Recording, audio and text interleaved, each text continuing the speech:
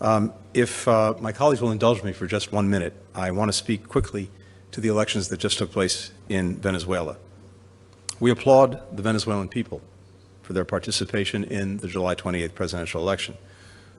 We commend their courage and commitment to democracy in the face of repression and in the face of adversity.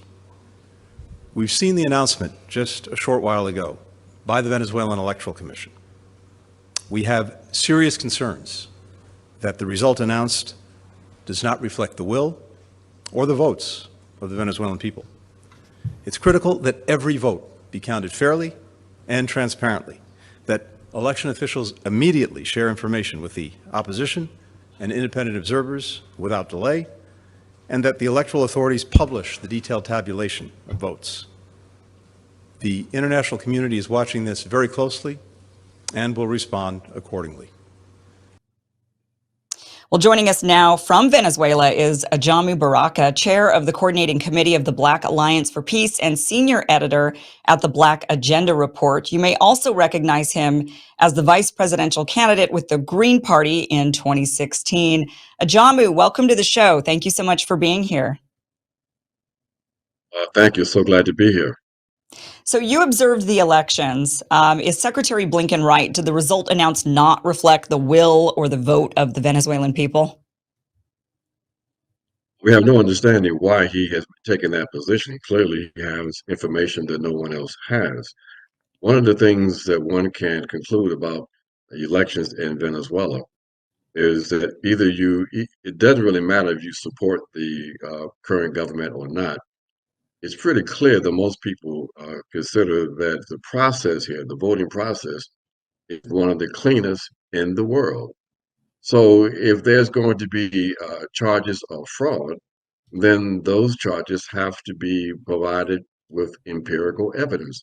They have a process here where they have the opposition is to station their observers in the various voting booths. They have biometric validation of the voter. They have a two-step process that doesn't exist in the U.S. where you have a paper ballot to verify your electronic vote so that those two numbers will correspond if everything is correct. And they have audits before, during, and after the vote.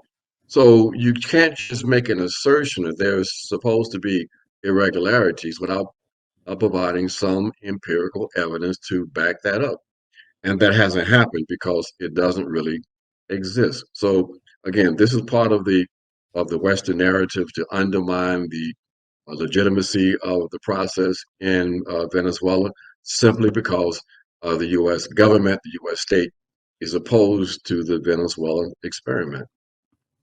Yeah, it's really interesting that Secretary Blinken would say this when the reality is the U.S. wasn't there. There was no one there from the United States to actually observe this election, from the government of the United States, I should say. Obviously, you were there. There's others who were there looking at, observing the election, but no one from the government was actually there. So what evidence do they have to say this was a sham election, essentially, like they've always said over and over? How did you get involved? So how did you become an election observer there? Well, there was an invitation to bring in people from around the world because I think there's an understanding that there was probably going to be this attempt to try to undermine the legitimacy of the process. So the Black Alliance for Peace was invited to send a representative, and they chose me to come down to be that person. This is not the first time I've been in Venezuela to observe elections. In fact, this is the third time. So I have some experience here also. So it was a very eye-opening experience though, for people who hadn't done it before. They were really impressed, again, with this process. And when we were actually in the field observing the vote yesterday, many people from around the world who had seen this for the first time, or was watching it for the first time, were impressed with things like, for example, within a 3-block radius or so, there was something like 8 different polling places. There were tremendous lines, but it was clear that people were going to have an opportunity to, in fact, cast their votes. something that you don't see in the U.S., where you have one precinct that is attempting to satisfy the voting desire of thousands of people sometimes. So this is, again, this is part of the experience that they have perfected here, I think, in Venezuela. Tell us the difference of how the people vote in Venezuela compared to the United States. Like, what do you see that they're doing versus how we do it? That's something, ways that are different and ways that are even similar. Well, and then one thing is, as I just indicated, the number of polling places, the process of having a paper ballot to back up your electronic vote, the fact uh, that there is a process in which people are encouraged to, in fact, vote by having the election on the weekend as opposed to a working day. These are just some of the technical differences you see in Venezuela that we don't have in the United States of America. When you talk to the Venezuelan people right now, now that the election has been announced, and if Secretary Blinken's right and this is a sham election and this doesn't reflect the will of or the vote of the actual people, I would imagine that there would be large demonstrations on the street, people all screaming that this was a sham, that they're living in a dictatorship. I mean, what's the sentiment on the street right now, now that the results have been announced? Well, as you can imagine, it is sort of polarized between those voters that gave their vote to the current government and the opposition. Now, the Hmm. opposition, of course, has issues because they were split themselves. But in certain neighborhoods, there's a resistance. In fact, I was telling Ben that I'm here in the hotel. I had planned to be someplace else for the meeting, but because this hotel is in a community that is a oppositional community, if you will, we have not been allowed to leave the hotel because, uh, as people might remember, the opposition here in Venezuela is very violent.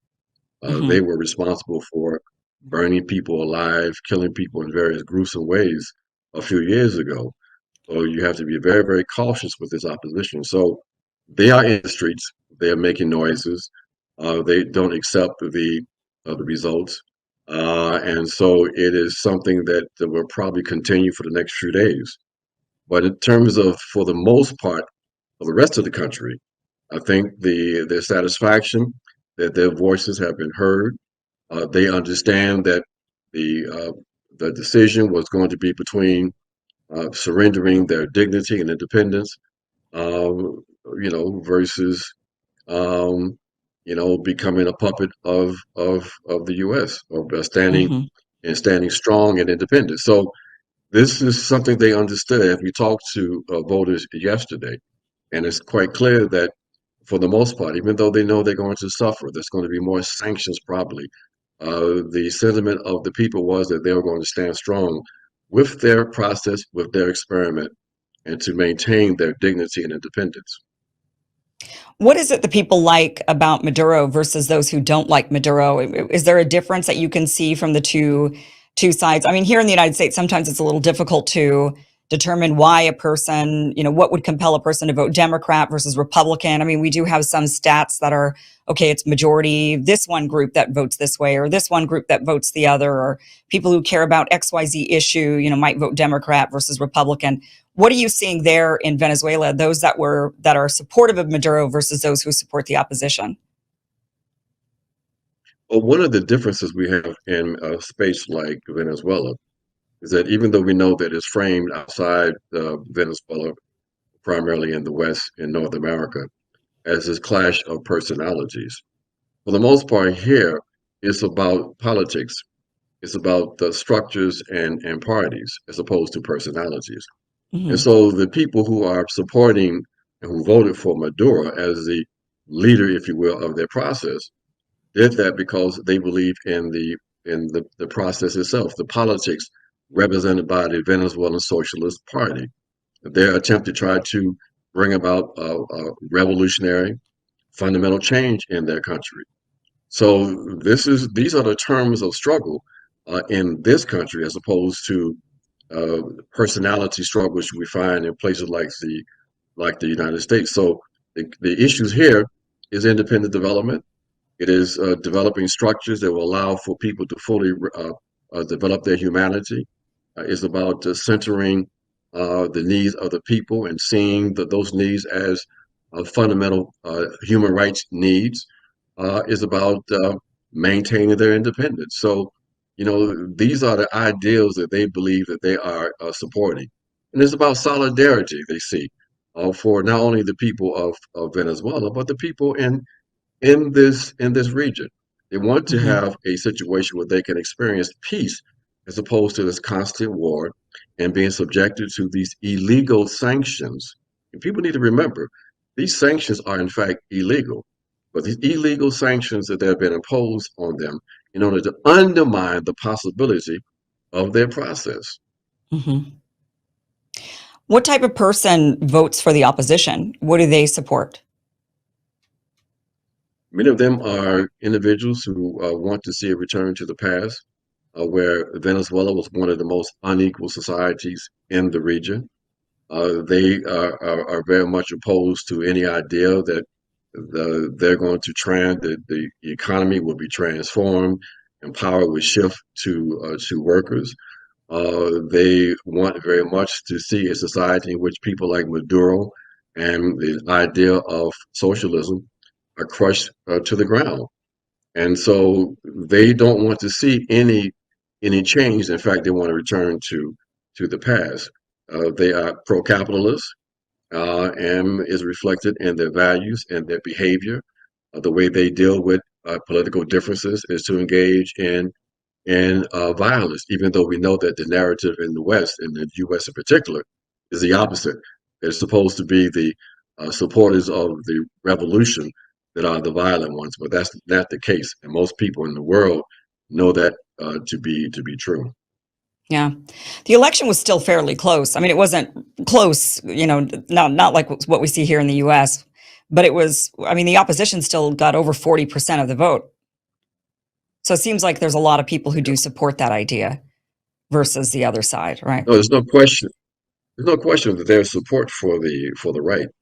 But Kim, is a situation for those of us who've been around a while that is it reminds us of what happened in Nicaragua, where the people were basically beaten down by years of counter-revolutionary violence and sanctions, and it resulted in by 1990 the Sandinista movement losing political power. So the sanctions that are imposed on Venezuela has the intent of, in fact, doing that, of beating people down, of creating economic hardships to undermine support for the process, to help people to or have people to come to the conclusion that the socialist experiment is not worth it. Uh, Hmm. the U.S. authorities understood that those sanctions are going to drive people out of the country and really bring them to the borders. You can't understand the situation with the border in the U.S. without understanding the consequences of the draconian sanctions that have been imposed on Venezuela and other countries here in the region. Yeah, it's definitely there's definitely something very amiss in Venezuela, whether it be caused by the United States or whatever the causes are. Those of that is we are seeing a lot of Venezuelans leave Venezuela, and a lot of them are coming here to the United States. They're showing up at the border, so there's definitely a crisis there. And if the root cause is the United States constantly trying to topple the government of Venezuela, install their own government in Venezuela, sanctioning Venezuela, doing all of these things. That is a question I think that the American people should ask the government, our government. How does this benefit us? What do you think because clearly it doesn't. I mean, if we've got floods of Venezuelans coming to the border, it isn't helping the United States. It isn't in the best interest of the American people. What do you think it is that the U.S. wants? Like, why are they so hell bent on getting rid of Maduro? We saw them give a standing ovation to Juan Guaido during the State of the Union. They tried to install him as the president. Even though they're claiming they're for democracy, they then pick out their guy and try to put him in place as if that's somehow democratic. They've tried to coup Maduro, kill Maduro. I mean, they've tried all of these various things, all in the name of democracy, ironically. What do you think it is that the U.S. really has it out for Venezuela for? Is it simply just we need to stop the rise of socialism? Is there something else there that the U.S. wants? What do you think it is? You kind of hit the nail on the head, your last comment, that basically any notion of a socialist alternative is a threat to the U.S. And so they want to make sure that these experiments are not successful. And so that is the main objective, to drive people away from the process, to undermine the ability of the governments in places like Venezuela and Cuba and Nicaragua to turn away from the idea that there in fact can be an alternative to the kind of capitalist barbarism that's been normalized in most of the world. So yeah, that's the objective, and the consequence has been the suffering of the Venezuelan people. People have to remember that, for example, at the height of the pandemic, it was the U.S. government that was undermining the ability of the Venezuelans to be able to secure things as simple as COVID testing kits. And when the it was made available, when the vaccines were made available, they attempted to undermine the ability of the government to secure vaccines, and the Hmm. result was thousands of people unnecessarily losing their lives. So this is the kind of draconian activity that the U.S. state is involved in, simply to make sure that there are no viable alternatives to what they see as the normalized process of capitalist the development and their so-called liberal democracy, a democracy that we see unraveling in the U.S. as they are interfering in the democratic processes of countries around the world, and in particular here in Venezuela. Yeah. I would imagine, with you having been the vice presidential candidate in 2016 for the Green Party, that you're perhaps still supporting the Green Party, would be my guess. That perhaps you're supporting Jill Stein, Dr. Jill Stein. Um, what do you think would be the policies of Dr. Jill Stein if she were to win the presidency towards Venezuela, and compare her policy to what you think? Well, we've seen Trump in action, what he would do when it comes to Venezuela versus what you think Kamala Harris would do when it comes to Venezuela. I'm quite sure that Dr. Stein would not continue to pursue illegal activities like the sanction regime that the U.S. has imposed on Venezuela. I'm sure that she will be faithful in her commitment to have the U.S. live in harmony with its neighbors, not attempt to impose its ideals on the peoples of this region and really of the world. So there should be a fundamental change in the relationship between the U.S. And the Venezuelan government. Uh, we all recognize, and Dr. Stein recognizes that with with the Democrats and the Republicans, the policy toward Venezuela is the same. People have to remember that it was the Obama administration that really intensified the subversion of Venezuela, and that was continued under Trump and under Biden. So there's a bipartisan commitment on the part of the elite in the U.S. to undermine this process. Why Venezuela? It's because of the role that Venezuela plays on a regional level. Its oil wealth was shared throughout the region. Uh, the regional development was really dependent on a viable Venezuelan economy. So there, the U.S. strategy of full spectrum dominance that has a regional focus, where they attempt to undermine any regional power that can threaten U.S. interests, was fully implemented here in this region, and that's why Venezuela found itself in the crosshairs of U.S. subversion, attempts to murder Maduro, and to dismantle the revolutionary process. That's why they reimpose all kinds of sanctions, including the continuation of the embargo on Cuba. That's why they've been attempting to try to undermine Nicaragua, helped to support coup attempts in Bolivia and in Peru, coup the government of Honduras, and the list goes on and on. This is Hmm. an anti-democratic process that the U.S. pursues, and that's why many of us make the argument that the greatest existential threat to democracy and human rights emanates not from countries like Venezuela, but in fact from the United States of America. Yeah.